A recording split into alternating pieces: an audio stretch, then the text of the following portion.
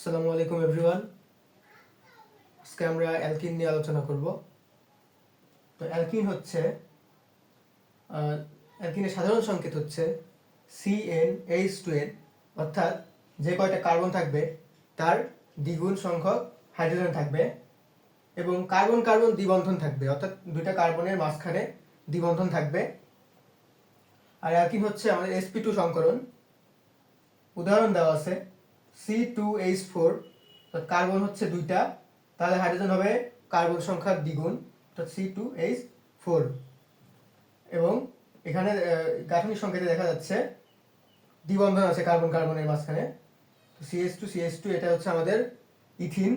এরপরে C3H6, carbon সংখ্যা 3, hydrogen সংখ্যা 3 দুগুণ 6। তো CH3CH ডাবল বন্ড CH2, অর্থাৎ দুইটা কার্বনের মাঝখানে দ্বিবন্ধন আছে, অর্থাৎ এটা হচ্ছে আমাদের অ্যালকিন। আর এটার নাম হচ্ছে প্রোপিন।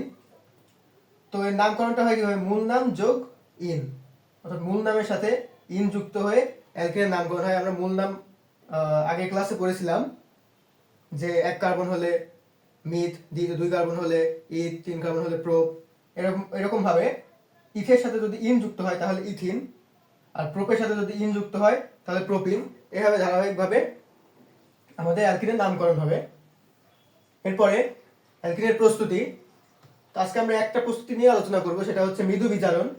মৃদু বিজারণের মাধ্যমে অ্যালকিন প্রস্তুতি, সেটা হচ্ছে অ্যালকাইনের সাথে হাইড্রোজেন যুক্ত হবে, অ্যালকাইনের সাথে হাইড্রোজেন যুক্ত হয়ে অ্যালকিন তৈরি করবে। তো এখানে বিকারকটা থাকবে হচ্ছে বা প্রভাবক থাকবে হচ্ছে প্লাটিনাম এবং বেরিয়াম সালফেট। তো প্লাটিনাম বেরিয়াম সালফেট এটাকে বলা হয় হচ্ছে লিন্টলার বিকারক।